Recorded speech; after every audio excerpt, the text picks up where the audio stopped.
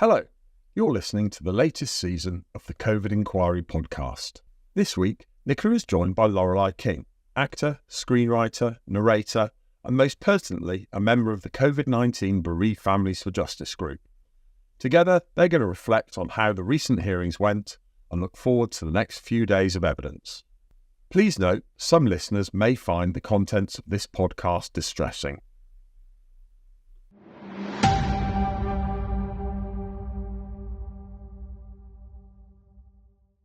Hello everyone, I am Nicola Brook and I'm the solicitor at BJC with day-to-day responsibility for managing our work on the COVID inquiry on behalf of COVID Bereaved Families for Justice UK. As usual, I'm here with my co-host Lorelei King, who is a member of the group having lost her husband to COVID. We're here today to discuss the first week of the Module 4 hearings, and I'm pleased to say that joining us to discuss the hearings for this week for the first time are two brand new guests. Firstly, Dr Salman Waqar, who gave evidence on Thursday in week 1 on behalf of the Federation of Ethnic Minority Healthcare Organisations, or FEMHO for short. And secondly is Caroline Pover, who is the chair of Trustees of UKCV Family. That's the only charity in the UK supporting the COVID vaccine injured in the UK. Thank you both for joining us to discuss the evidence heard in week 1, and welcome. So grateful that you're both here. Hi, Nicola. It's such an interesting module, I think, for the COVID bereaved. It's very different for all of us. And there's some things I want to ask about that and the difference between COVID bereaved and vaccine bereaved and injured. But initially, I think for this first week, if we could do just a little housekeeping about our group, COVID Bereaved Families for Justice. We had an impact film that included some of our members. We also, in our opening, mentioned one of the impact witnesses, John Sullivan, who sadly died over Christmas, who gave evidence in Module 3. And I just wondered if you wanted to talk about that a little bit, Nicola. Yes, John Sullivan gave evidence at the start of Module 3 last year. Tragically, he lost his daughter Susie to COVID. Susie was 56.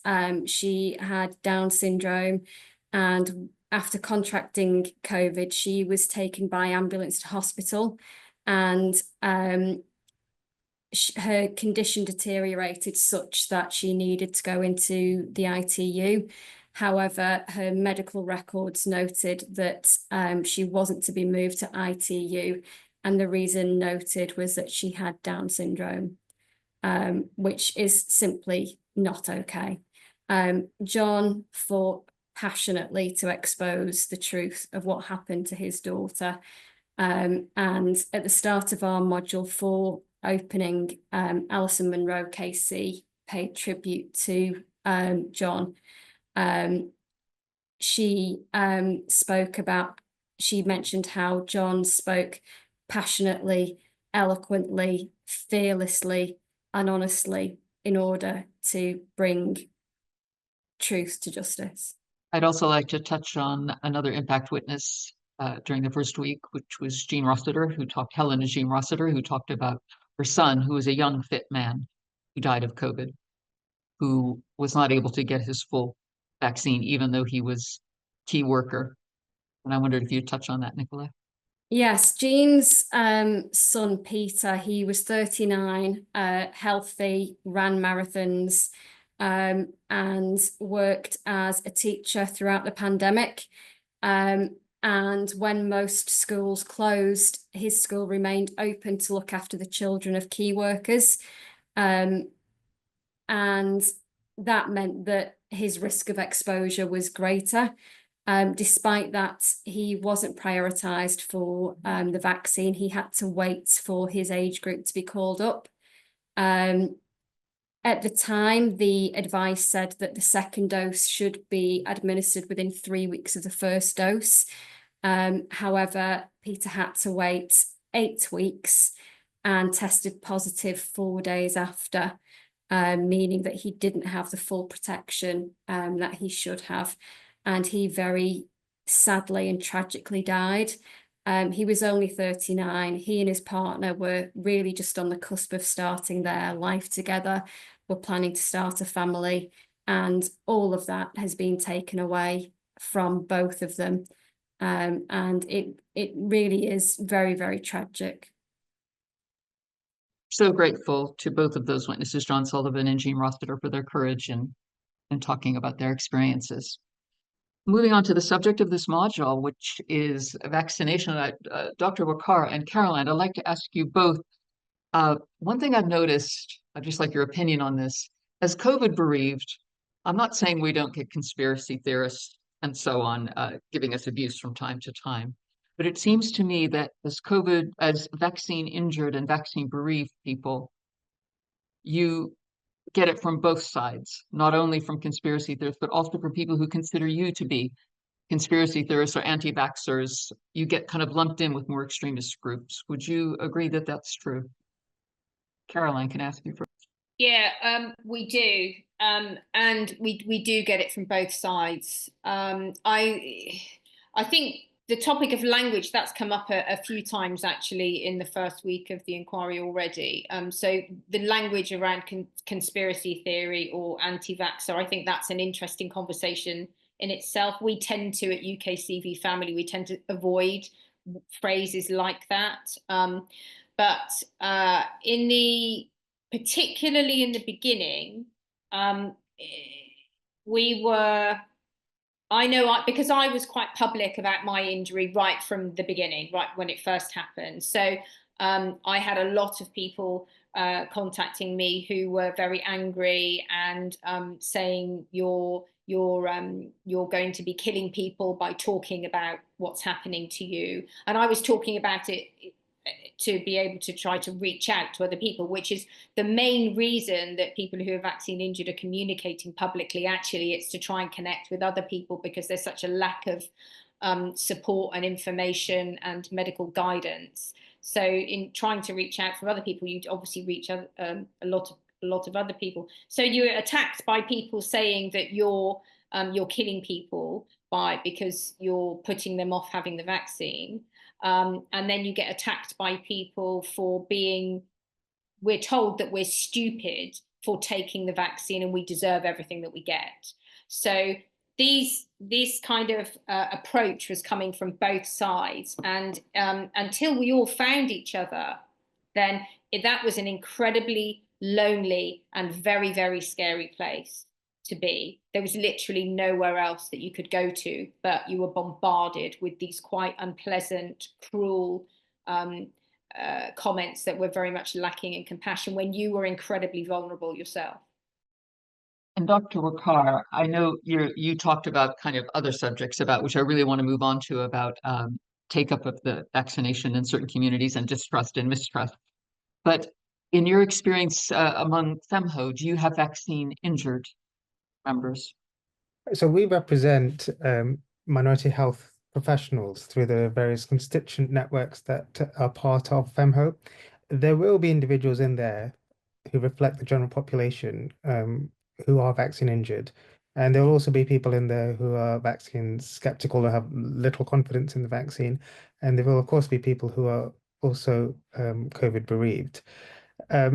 It's a very tricky one because I think it as you alluded to brings up so many different things, and in the context of a global pandemic where we are in a state of emergency, where tempers are flying, where the temperature in the room is quite hot, you know, there obviously were decisions that had to be made and perhaps were made not in the best way possible, but the issue still remains even now. If we were to have a pandemic today, if God forbid tomorrow there was disease X, I don't think we're in any clearer position as to what one does in that situation. And this is what it's incredibly important that this particular module really tries to drill down some really key actionable recommendations so that not only can we give systems that knowledge, but actually for us as humans and individuals, and particularly in the context of this conversation. And, you know, I should have said at the beginning, my heart goes out to those families who've lost someone through this pandemic and have been injured through the very thing that was supposed to protect them and their loved ones as well. How do we stop that from happening? And should that happen, because it's possible and very likely that that will happen in that situation, how do we not leave people behind in the way that has happened this time? I think that's really what we want to try and get to the nub of in this module and some of the recommendations that come forth, because I can perhaps somewhat empathize a little bit as a minoritized individual, that it is incredibly frustrating to be in these conversations where we're talking about issues, people are nodding, but nothing practical is happening. We're having report after report which are drawn out with excellent recommendations, but they just never see the light of day. And the needle doesn't shift. There's still churn that's happening, but there isn't anything practical that comes from it. And I think that's something that we really need to make sure that we don't take our foot off the gas, to make sure that these recommendations that we put forward, these powerful testimonies that we have heard and will hear, actually see something practical come about from them. Dr. Waqar, in your evidence, you said something that really kind of opened my eyes. You were talking about historic mistrust in the community. You said for us it is not just historic, it's our lived experience. The thing that really struck me, as regards the vaccine, you said there was kind of a mistrust of the speed of the development. And what hadn't occurred to me was, you said, was it tested on people like me? Was it tested not just genetically, but also because of lifestyle? And that hadn't occurred to me before. And I just thought that was such an incredibly interesting point that you made. Absolutely. And I think when you see disparities play out the way that they did, it is an understandable conclusion to draw that if 6 in 10 healthcare workers who died were from ethnic minorities, there's something about the ethnic minorities in their essence, i.e., genetically, that's caused them to experience those health inequalities. Now, just if you just entertain that notion that anyone that wasn't born in the UK somehow has a genetic common factor that isn't unique, that the inhabitants of the British Isles who do share some genetic DNA did or didn't have, which is obviously it doesn't make sense. It's about how this affected us in situ. And of course, it isn't just people who are minoritized as a result of their ethnicity. It's also affected women. It also affected people who are disabled. It affected many other people, some of whom, of course, not all, but some of whom we're hearing the testimony from in the inquiry. But it is important to understand that, this hasn't happened in a vacuum. And those people that are feeling disempowered from this whole process are probably people who are disempowered in society through other means as well. And they don't have the voice, they don't have the agency because they weren't able to be at the table when the decisions were made about who gets what and how much they get. Nicola, did you have something to add to that? Something you said in evidence, Dr. Waqar, which I guess if people aren't from a minoritized background, they may have difficulty understanding the historic lack of trust that you talked about.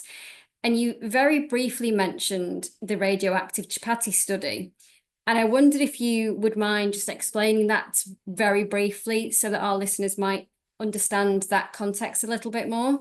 Sure.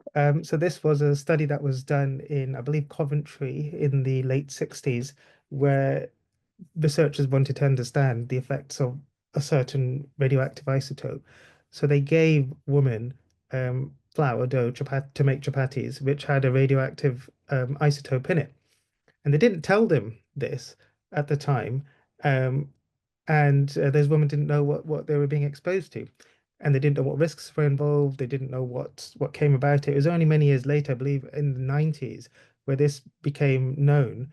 And these women, they lost contact with them. Actually, the records were so poor that they didn't know who those women were, so they weren't able to contact them. I mean, that was just one example that I gave. There was also the Tuskegee trials that were done on black men in America, where they gave them syphilis. They actually gave them syphilis to see what would happen to them.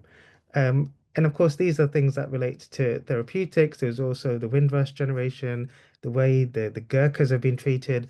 And these are minoritized communities. We just now have the WASPy women who lost out on their pensions as well.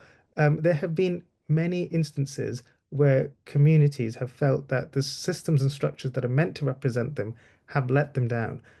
And more than letting them down, has actively caused them harm.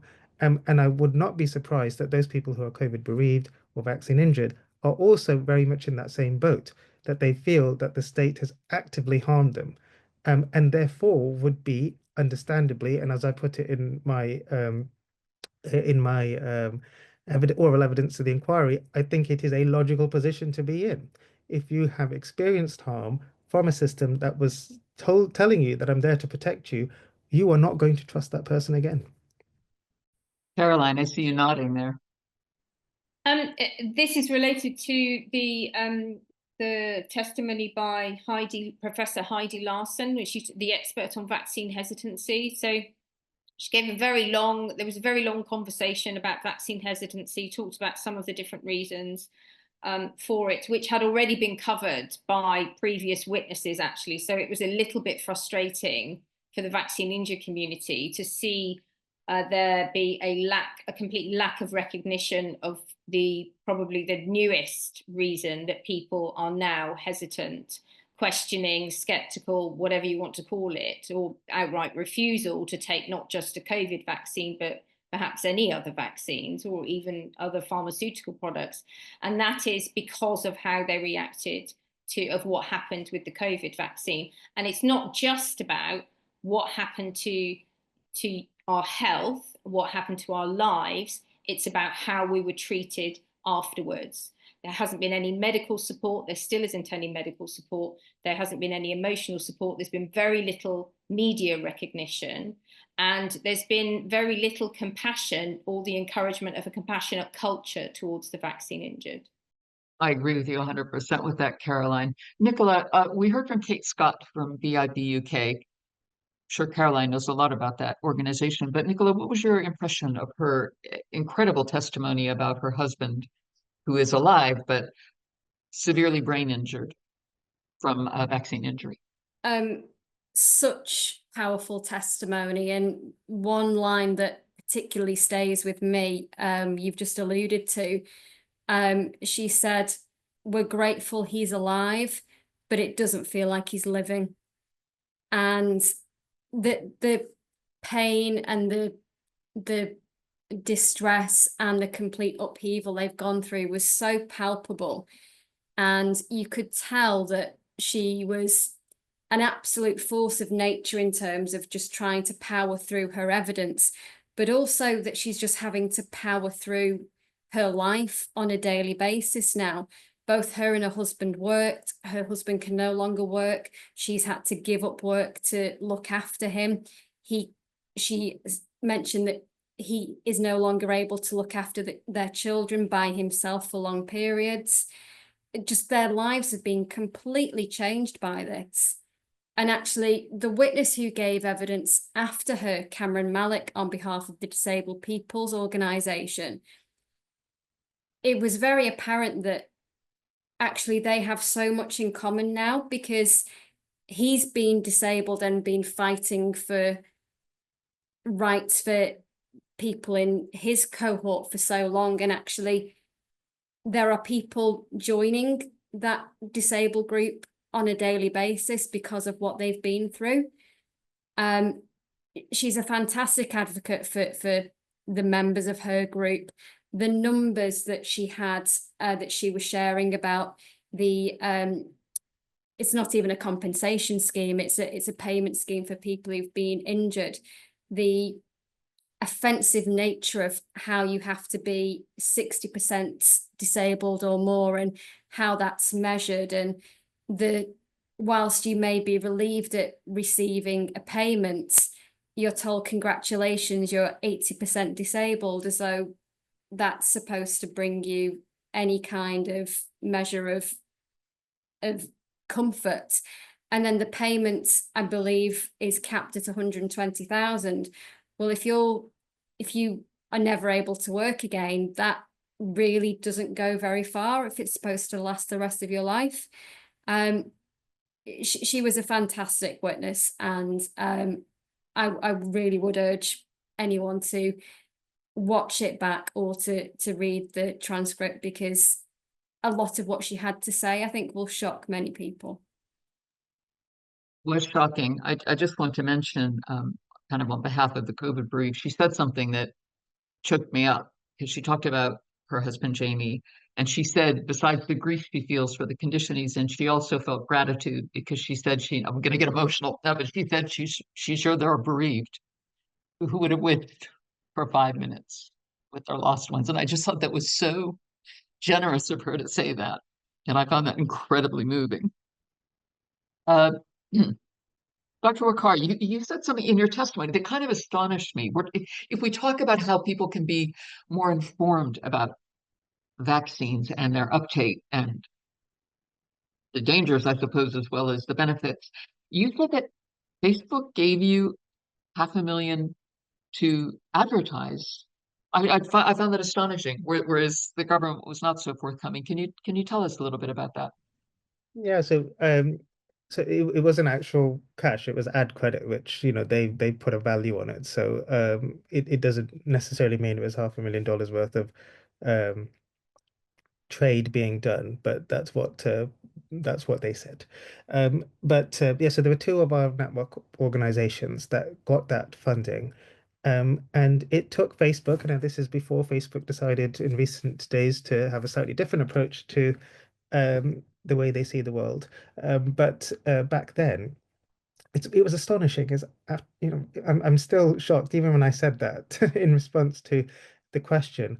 I am still shocked that here you have a group of people, and of course, by no means are we the only group of people that were trying to do what we could to get the word out there, do our bit for the COVID recovery and active effort. Everyone said it was like, this is what our grandparents told us of what it was like in the war, that community spirit. Everyone's trying to do something. They're knitting hats, or they're knitting PPE, or they're doing something. Everyone's doing their bit for the community. And as health professionals, we felt we had a duty to do our bit to go out there into our community spaces. But when we are knocking on doors and we're telling people that this is what we're doing, could I be released for half a day from my work to go and do that because this has a significant public health benefit? No response. And it took an organization like Facebook to recognize the value in that. And some of these views that came about, were in the millions. That we were able to actively combat some of the messaging that was coming out that was harmful. And as I said in my oral evidence, the best, and I know we dislike the phrase conspiracy. Uh, I'm using it here more as a layperson's term, but um, the best rebuttal to the evidence that came out was, sorry, the best rebuttal to the misinformation and disinformation. I make the difference there too, between misinformation is someone having is generally less malicious than disinformation, where someone is actively trying to create disharmony and discord. And we saw many um, things in the social media sphere which were clearly patently wrong and clearly trying to create problems. But the best way they were tackled was by attacking them head on and addressing the elephant into the room. So you're talking about issues to do with how this is affecting um, our community. You're talking about the Tuskegee syphilis trials. You're talking about this has ingredients in it that you disagree with, such as aborted fetal cells, etc. Up until that point, the expert evidence around communication was that we don't do this. We don't get our hands dirty, essentially, was the takeaway from their very academic ivory tower type approach, if I may say so.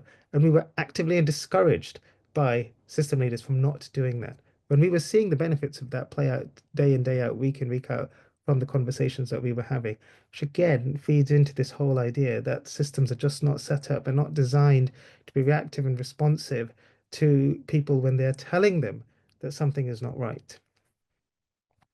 I agree with that. And I want to come to Caroline for this because something kind of Kate Scott in her testimony talked about people not being responsive. And so, Caroline, I wonder what your thoughts were. I wanted to ask Dr. Waqar about that, the ad credit that you got from Facebook. Do you remember when you were given that?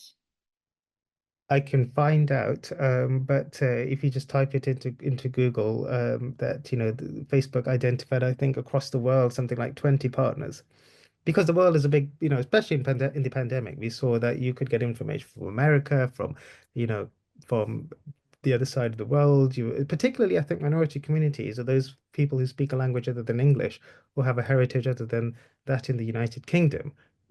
Social media respects no boundaries. So things were coming from all over the place. We had, I remember speaking to a Polish community here in where I work. They were getting their information from a Polish TV station that was broadcasting out of Poland because that's what they watched. And what use was it them being told to listen to Chris Whitty? And that's Chris did an amazing job. He really did. But we're trying to win hearts and minds here. And I think there's too much messaging that was going around the minds with all the bar charts and all that stuff. As we've already talked about, there wasn't enough compassion. There wasn't enough understanding around some of these issues. The answer to that question, I think, was probably around March time. So the vaccines came out, I think, in December, January time. So I think it was several months into it. And again, that's a pretty rapid response, if you think about it. And an organization like Facebook to take an interest in, a relatively small UK-based charity and organization demonstrates a degree of reflexivity and a degree of being creative and innovative, which sadly we didn't see from the British government.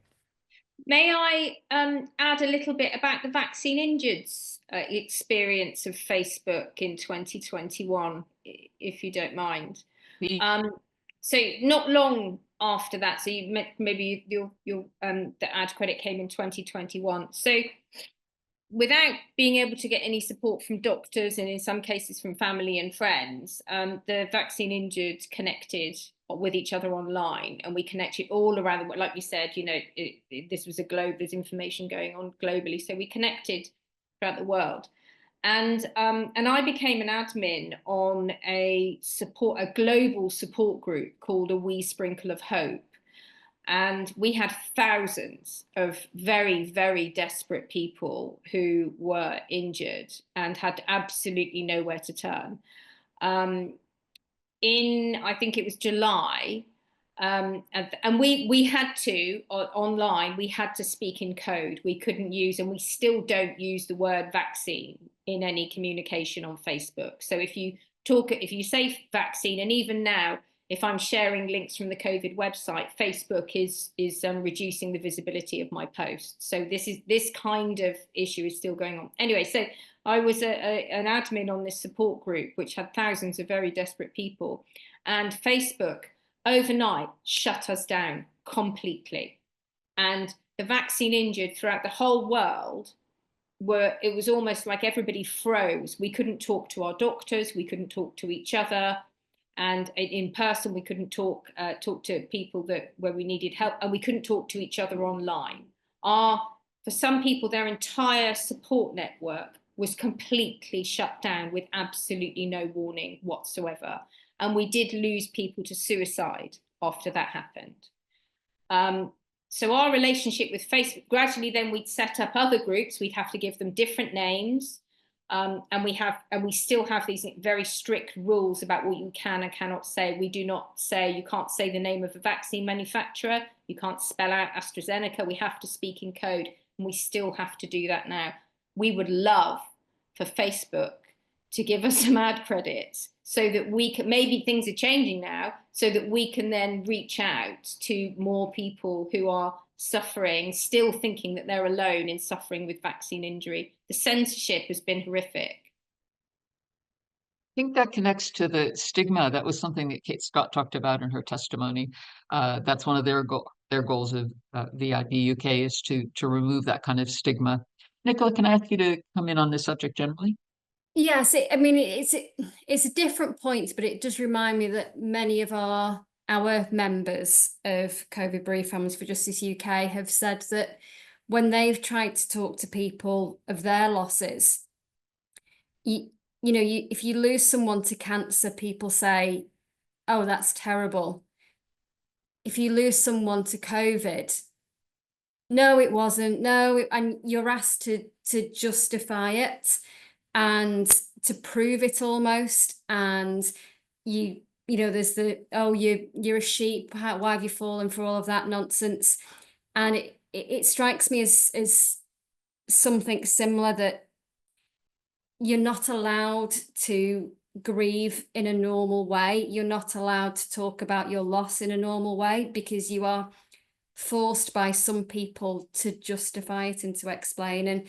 And Dr. Waqar, you talked about a lack of compassion, and that just speaks to it, I'm afraid. Just want to add a little, even more insidious, what I find is, if I mention that my husband died of COVID, the first question almost inevitably is, oh, did he have an underlying condition? As though that somehow makes it okay. I just think that's bad manners. Dr. Waqar. Absolutely agree with that. And I think it perhaps speaks to a deeper point as a society as to what do we value, which is perhaps beyond the scope of this podcast and certainly the inquiry. But I think there is something rather I think it's something that we do need to reflect on and evaluate. How do we see people who have got existing conditions? How do we see people who are living in care homes? How do we see people who are elderly? How do we see people who do need a bit more help? Because when times get tough, I think that says, if you help your neighbor when you have no food, that speaks volumes about your moral character and integrity. Are you the sort of person that hoards it, or are you the person that shares it? And when we were finding ourselves as a country at a moment of difficulty, we certainly did. I'm not saying that we were morally bankrupt, but I think there were decisions that were made that we do need to reflect upon and make sure that we do have compassionate policies that reflect who we are as a society. We are good people. We are compassionate people. We are morally upright people. And I hope that will be the case in the policies that we see enacted and changed and influenced as a result of the inquiry. I did want to say one thing though, which I think is around this tension between those who are COVID bereaved, COVID injured, those people who are vaccine skeptical, those people who have huge faith in the vaccines. I think all of these things can be true at the same time. And I say this to our communities, is that I am absolutely on your side when it comes to the fact that pharma has been not very ethical in the past and at the present in some of their behaviors. I'm also on the side of people who say it's absolutely amazing that we have managed to, science has got to a point now where we can manufacture technologies like the mRNA technologies, and we can produce a vaccine and do trials, clinical trials, in the way that we have done them to the standard that mainstream scientists deem to be acceptable. There's a lot of work there around how do we communicate that, absolutely. But good science can be done at huge scale and much quicker than it was before. It's also absolutely right for us to be, in our view, it's also right for us to be criticizing the government for giving away the right of the public to sue the manufacturer, the indemnity that was given to the manufacturers because of the issues that creates around trust and the ability to bring manufacturers to account. And at the same time, also say that we should be expecting more people to be getting more for their vaccine payments, and also recognizing that that manufacturers need some degree of protection to allow for innovation to happen, particularly in times of difficulty. All of these things, I believe, are possible to be true at the same time. It's actually, where does the balance lie in all of that? So I think certainly from my point of view, we were very much, if we were to put a label on it, and I dislike labels, we were very much in the camp that these vaccines work, they are safe, they are effective. But what I think we lacked was the ability to be as to give as much tailored messaging as we would like to, because people were being asked to trust us. Trust us that this doesn't affect transmission. Oh, it actually doesn't do that much around transmission. It's more about your individual risk. Trust us when it comes to you're not going to get side effects. Oh, actually, there are some side effects that you could get. Trust us when it comes to the fact that people don't die from the vaccine. Actually, there have been some people who've died from the vaccine. These things will and probably are unavoidable in the sense of a pandemic. If it were to happen again, anything that comes online is likely to have issues in getting off the ground. But what we must ensure, particularly in our country, in our society, which is a democratic one, it's based on consent, it's based on people having a relationship, an unwritten relationship with the state and authorities, Because we need to make sure that we have all the tools in place that ensure that those decisions that are made, if people decide to vaccinate, they don't feel like they're taking a blind leap of faith. They have a more concrete sense of understanding as to what it is that are being asked to do.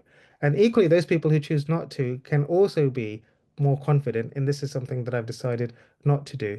And then we ultimately come out of this, all parties, those that are on one side or the other, all feeling that they're getting their sense of their worldview coming across as they see it. Caroline.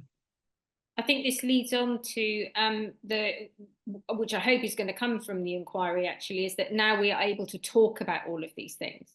So it felt like in the last few years, we haven't been able to talk openly. We have to pick a side, one thing or the other, and we have to stay there. And we can't communicate with people who might have a different opinion or a different experience of ours, or whose opinion might be evolving.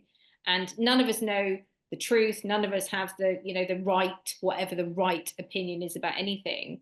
But we haven't been able to have those kinds of conversations in the past. And I really hope that we're able to have those conversations now. Caroline, I believe you were at you attended a lot of the inquiry the first week. And I just wonder if we could move on to Dr. Waqar. I don't know how much you managed to see, but I wonder if we could move on to a couple of other things. Nicola, can you tell me about the Scottish Government's opening statement? Yes. In my view, this was disgraceful. They gave their opening submission on day 2 in the morning. Immediately before them, the National Pharmacy Association had given their opening, and they had talked about how they were undervalued and underutilized, and how they could have been a real force of nature in delivering vaccines, but they were completely overlooked and had to fight to be recognised as a partner who could help with the delivery. Straight after that, the Scottish Government opened by saying that they were there to listen. They clearly didn't listen, because they said that they limited the use of pharmacists in delivering the vaccine in Scotland in order to allow them to focus on supporting the wider pandemic response by delivering essential primary care services. But if you're saying that the vaccine is your way out, then surely you would want to use the full gamut of providers and deliverers of that vaccine rather than limiting it. And we've also heard from the Scottish COVID bereaved about how difficult it was to access the vaccine, and that she was offered an appointment 220 miles away.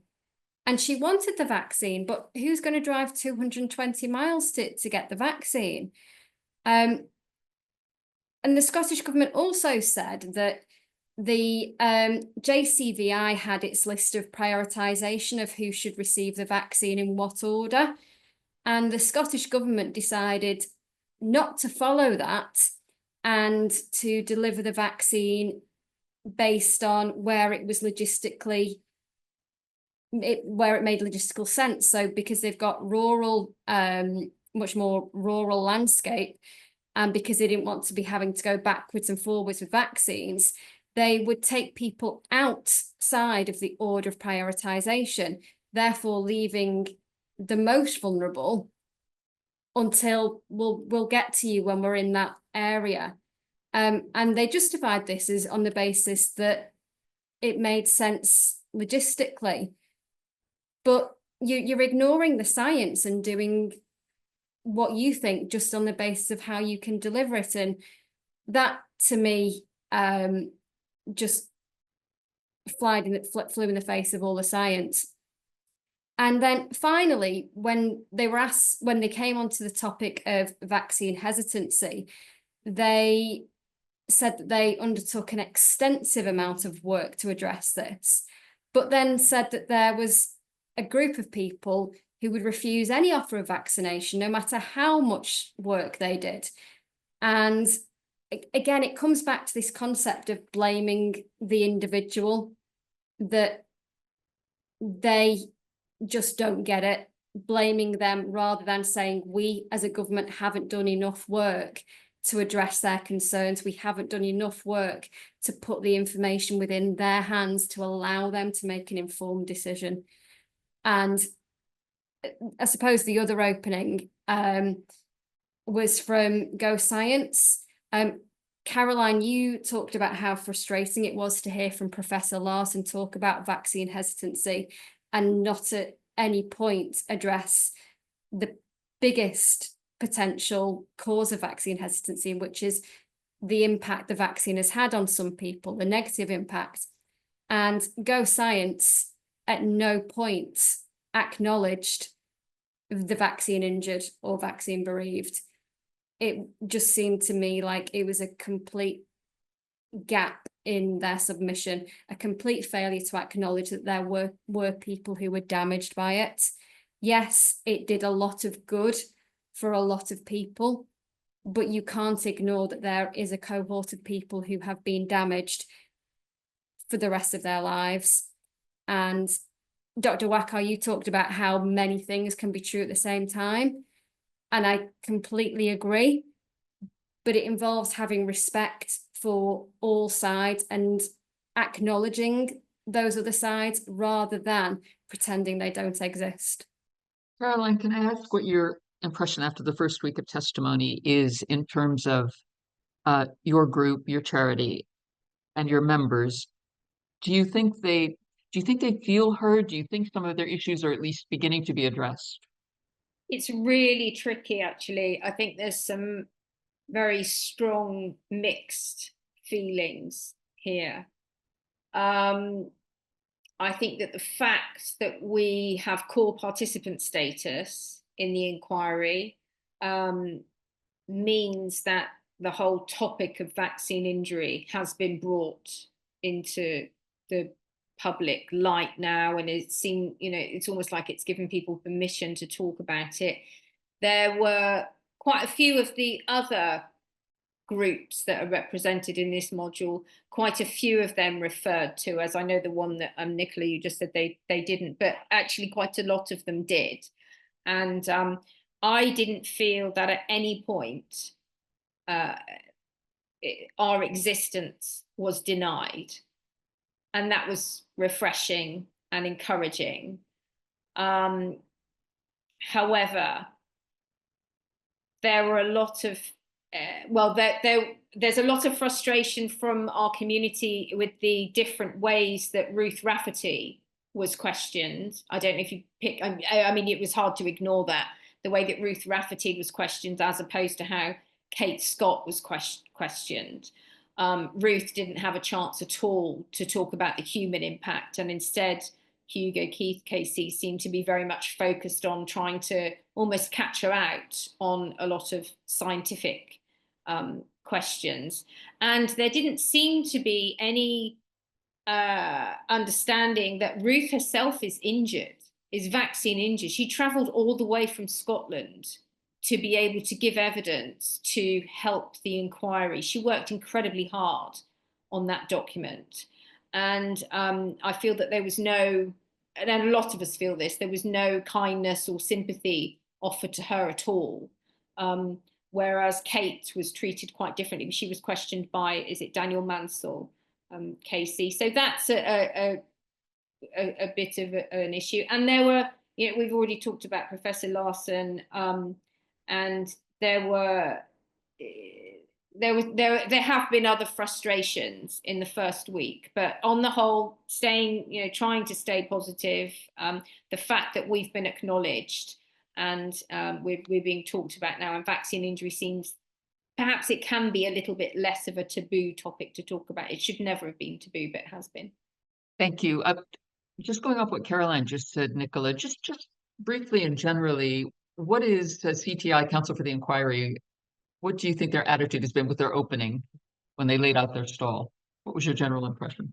I thought quite helpfully they laid out the process of the authorization of the vaccines. And And the Scottish COVID bereaved actually referenced this and said, if all of that had been transparently explained by the government, that would have really helped allay a lot of fears about it. And it is a shame that it's taken an inquiry to explain that process and explain that steps weren't missed, and that rather than doing the authorization process one step at a time, the manufacturers were allowed to submit their evidence in packages rather than waiting to the very end of trials, and everything was kept under constant review. So I think for anyone who questions why this inquiry is needed, I think that alone has been helpful. The fact that obviously it's giving voice to groups who until now haven't had their voices heard. I think this will be very, very interesting for people to watch who have had any concerns about the vaccine, who have been injured by it, or who are skeptics. It really is an opportunity to learn, and as long as you're willing to listen. Oh, Dr. Waqar, you wanted to say something. I did, yes, and I think it was just to sort of circle back to what we were talking about with the vaccines. I think it would be amiss of me not to mention within ethnic minority communities. We have to remember that these are communities that were experiencing disproportionate amounts of mortality and morbidity from COVID. There were a large number of people from ethnic minority backgrounds that were key workers, working as bus drivers and other front-facing roles in transport, in retail, education, hospitality, and the health sector. As I mentioned in my evidence, 6 out of 10 workers who died, health workers who died during COVID, were from ethnic minority backgrounds. So these people were very much the people that would have benefited from the vaccine. And we heard the same science that underpins what blood pressure pills you take and what diabetes medicines you take, that same science has shown that the COVID vaccine has saved millions of lives across the world. And these could have been some of those millions whose lives were saved. It was quite frustrating for us to have to continually make the case to authorities that these are populations that are facing greater risk. In previous modules, we made the point around PPE and risk assessment failures for health workers, and being able to get access to appropriate PPE, and also being able to have the right occupational health advice, for example, if they were pregnant or if they had other comorbidities, and to take the ethnicity into account for that. Now, the JCVI chose not to take that into account, even though they say that 99% of avoidable deaths, I believe, were avoided as a result of their prioritization. We felt that didn't go far enough. It came too slow. Maybe in the end it did, but those deaths that did occur earlier could have been deaths that were avoided had those communities had access to the vaccine. And they would very likely have taken the vaccine despite knowing that some of the risks were unknown, given the risks that they were exposing themselves to on the shop floor as a result of their occupation, and seeing the effects of COVID in its earlier phases in particular, and how ITUs are being filled up and how people are coming in, worryingly breathless for no reason whatsoever, fit young people as well, their own colleagues being put in ITU and coming close to death, and many of them actually dying. So I think it would be amiss of me not to mention the strength of feeling amongst minority populations who felt that they didn't get timely access to the vaccine as a result of the wider determinants of social health that put them on the back foot. Thank you for that, Dr. Waqar. I think that's a really important point. Does anyone want to talk about Matt Hancock's testimony? Caroline, did you see his testimony? Did. Any thoughts? Yeah, I have a few notes actually about one thing. So the first thing is, at one time he claimed, and this seems a bit of an odd claim. He said, "I stopped the vaccine going to the US," and this seemed to be quite an odd claim, because and perhaps a lot of British people don't know that AstraZeneca was never approved in America. And earlier in the inquiry, Hugo Keith said that the AstraZeneca trials took place in Brazil, the United Kingdom, and South Africa.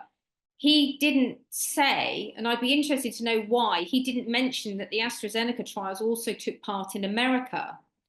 And the American trials were stopped. And the American clinical trial was run in a very different way. The clinical trial in America was, the vaccine was compared with a saline placebo, whereas the clinical trials in other countries, the AstraZeneca vaccine was compared with I believe it was a meningitis vaccine, so it was a different vaccine. So you had two vaccines in that. So I don't know if I've made that clear, right? So the placebo in the American trial was saline, and the placebo in other countries was another vaccine. And in America, the clinical trial, the FDA stopped the trial and said you have to start this all from scratch because they weren't entirely happy with the results. So AstraZeneca didn't go ahead with starting that trial again. They just stopped it. So my understanding is, and we know this because we are part of the React-19 Global Coalition, and the founder of the React-19 Global Coalition, Brianne Dressen, was a participant in the AstraZeneca clinical trial in America. So we actually have quite a lot of knowledge about the AstraZeneca clinical trials in America. So it was very interesting to hear Matt Hancock say that he stopped the vaccine going to the US. AstraZeneca was never approved there. It was good to hear him say we knew that the vaccine would not be medically suitable for everyone. And that's been nice throughout the whole inquiry so far, where nobody seems, like I said before, nobody seems to have questioned our existence. The other thing relating to that he said, he said, I have friends who couldn't take the vaccine for clinical reasons, which was very interesting. And I thought, I wonder if his friends who couldn't take the vaccine for clinical reasons were treated with as much kindness and respect and compassion as other people who were unable to take the vaccine for clinical reasons. And particularly people who took the first vaccine had a severe reaction, but were then told to go ahead and in some cases bullied to go ahead and have the second one, including healthcare workers, or told that they would lose their jobs. So I just wondered, well, if Matt Hancock's friends, how were they treated compared to how some of our members were treated? And then, and I promise this is the last one. I made some lovely notes about yours, Dr. Waqar. You were great. We loved you. This is my third one about Matt Hancock.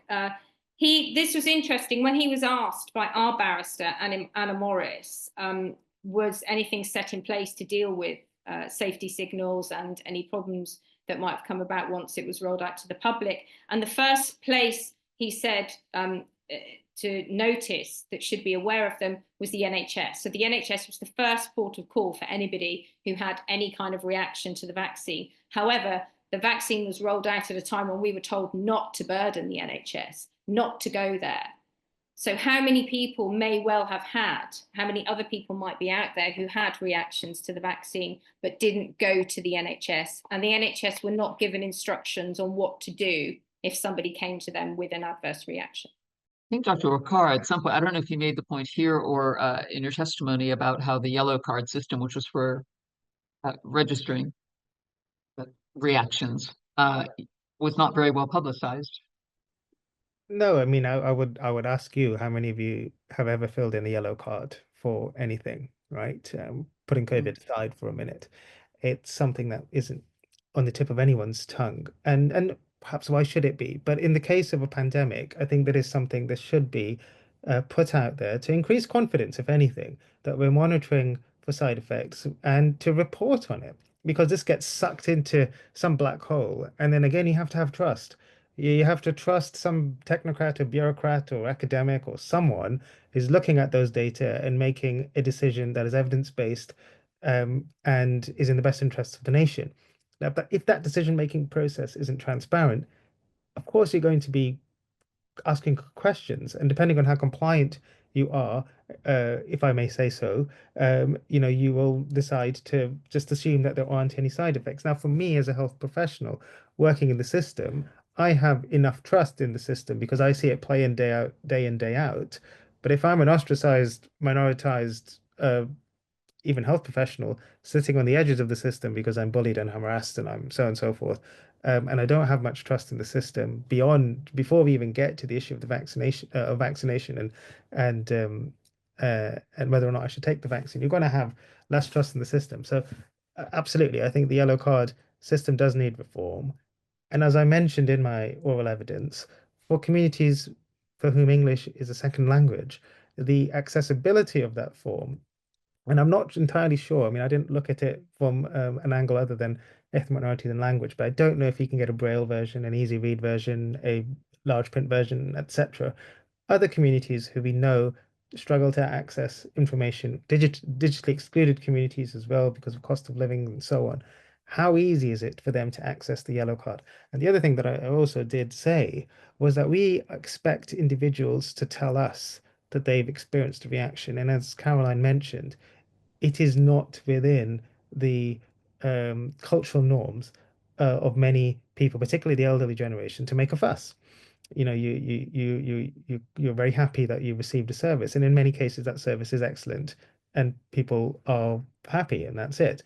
But if you have got your pharmacist asking you, or your doctors are asking you, someone's asking you, did you have any side effects from this or that? That then allows for that conversation to happen. And that also takes the burden off the individual to raise that as an issue for the system to then have the intelligence about it. So that could be another thing that we look to introduce, particularly at the point of a pandemic, that ensures that the data that sits with decision makers is as accurate and as reflective as possible of what people are seeing. And I'd once again make the point that the transparency of that data and the accountability of that data is critical to it.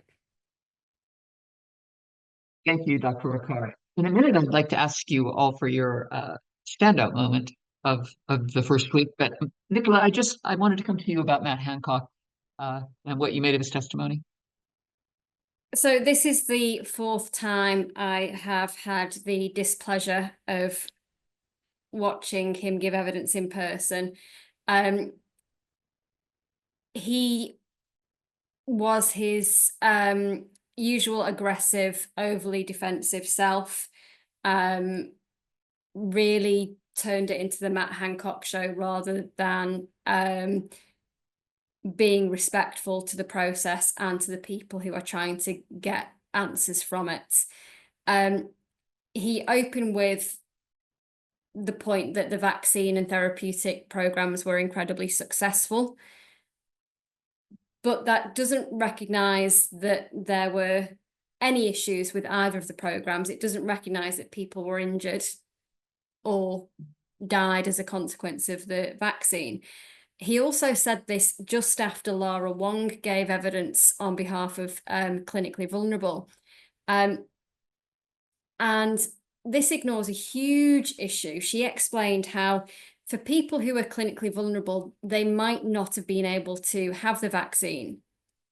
And so research was going on into prophylactics. Now, a prophylactic is something you take before. It's almost like having a vaccine, as opposed to a therapeutic that you take after you've caught COVID. It's not a treatment for COVID, it's something you take before. And Evicheld was the prophylactic that we were researching. And this just seems to have been completely abandoned. And he was justifying the decisions that were made about this.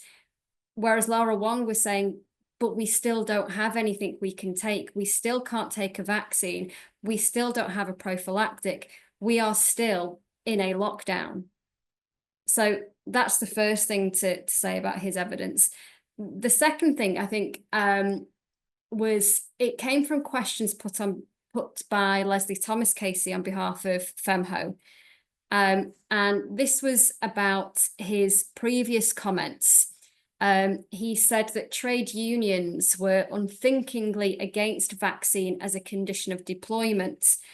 and that they would ultimately have to answer for their rejection of science and objective fact.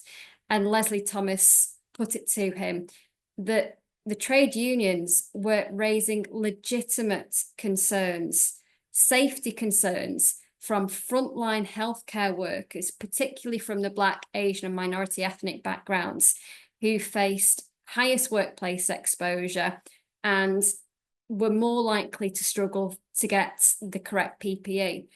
And Matt Hancock just completely dismissed the fact that these were legitimate concerns. And really unbelievably then said that the Queen publicising that she had the vaccine helped minority ethnics decide to take the vaccine because they like her and trusted her. And that just seemed completely ludicrous to me. But yeah, that was the evidence of Matt Hancock. I've seen his evidence in every module. I decided to forego it in this one because I could just imagine what it was going to be, and I wasn't sure I could take it. Caroline, you sat through most of the evidence this week, and I just wondered if you had a standout moment or a standout witness or a standout piece of testimony. I think part of the impact film, I'd say, yeah, some of the I was really pleased to see that some of the vaccine injured, some of our members actually were in that film, and I felt that a fairly significant amount of the film was dedicated to the vaccine injured. So that was quite encouraging. And in particular, who stands out is Elizabeth Whitehead. Her father was a pharmacist and very severely injured by the vaccine, and it took months for him to learn to walk again. And he applied for the vaccine damage payment scheme. Spent his whole life dedicated to the NHS, dedicated to working to pharmaceutical healthcare. And he was rejected from the vaccine damage payment scheme for not being disabled enough. And he ended his own life. And that, her telling that story, I think, is probably what will stay with most people who saw that. It's true. It was unbearably moving, her story. Dr. Waqar, did you have a standout moment? I think being there and giving evidence is probably a standout moment for me. Especially I've done something What like is that like? I often wonder, what is it like to actually be there and give evidence? What is the experience like? Well, I was very fortunate that I had a wonderful legal team who were very thorough and very helpful in preparation and providing good notes to me. And of course, my colleagues at FEMHO as well, who have already given evidence for the inquiry, who I managed to watch their submissions and to have a chat with them to get some tips. I think it's just about being authentic. I mean, I think you can over prepare these things and it comes across as quite robotic. And I think we're also fortunate that in our case, at least, the inquiry was sympathetic and not going off piece. Or rather, the barristers asking us questions have been ones that are batting, keeping a straight bat, as it were. They're not trying to catch us out. They genuinely want to hear our side of the story, which has helped, no doubt. Yeah, I think with these things, this is all a wonderful, experience in that sense of, personal development. But really, what we want to see is some concrete recommendations come out that are of benefit. Now, these need to actually then be implemented. We've seen time and time and time again inquiries putting recommendations that don't get put into practice. And that's what we need to keep doing as this evidence is coming out. I think between us, we need to make sure that we're not waiting for however long it takes for all 10 modules and so on to finish and the final work of the inquiry to be done for us to actually then see action. I think the work starts as we are having these hearings to ensure that practical solutions are put in place so that whether it's the pandemic or whether it's outbreaks and epidemics, and we're right now, and hopefully seeing the end of the influenza season that's really log-jammed many A&E departments and overwhelmed many GP practices. There's lots of learning in what we can look to implement right now, and I think that's what we need to see come out from this, and we really need to make sure that we hold those people who hold the keys to account on that. I think I just quickly want to say that as you say that, I was reminded of my standout moment, which is when Alison Monroe, our KC, said the trouble with public inquiries is that there's a kind of collective amnesia that happens afterwards, and that nothing happens. And I thought that was incredibly powerful. Caroline, I saw you nodding your head there. Well, this is all just related to what you both said then, is that this inquiry isn't just, it's intended to help for the future, but we have we don't know how many vaccine injured who have been dealing with this in the past, and we're hopefully learning from that. But it's not just the past. We are still living like this now, and many of our members can't wait until the end of the inquiry. We will lose some members by the time the inquiry's report comes about. So we need help now. That's a really good point, Caroline, and it's one that I've heard long COVID groups make as well. I think last our standout moment, I have to come to my co-presenter, Nicola. What was it for you? I'm afraid I have to pick the exact same standout moment as you, Lorelei, and that was the opening submission by Alison Monroe Casey. She really did capture the urgency. She said, "It's all too easy for people to forget the recommendations of inquiries. We cannot afford for that to happen in this inquiry. We cannot afford for it not to have a lasting legacy, and it must not fall prey to the curse of collective amnesia in years to come. No one wants to see a parade of politicians grandstanding and basking in the reflective glory of the science and research communities and giving themselves a pat on the back. No one can afford to rest on laurels, particularly laurels that have no business reclining in any event. What is required are answers and explanations as to why we are in our current position and why it is not optimum, and how going forward we are going to improve that effectively and expeditiously." Thank you for that, Nicola. I think that's a fantastic note to end on. I just really want to thank Caroline and Dr. Waqar for coming and joining us today. As always, I thank you, Nicola. Thanks so much for being here. Thank you for having us. Thank you. It's been a pleasure.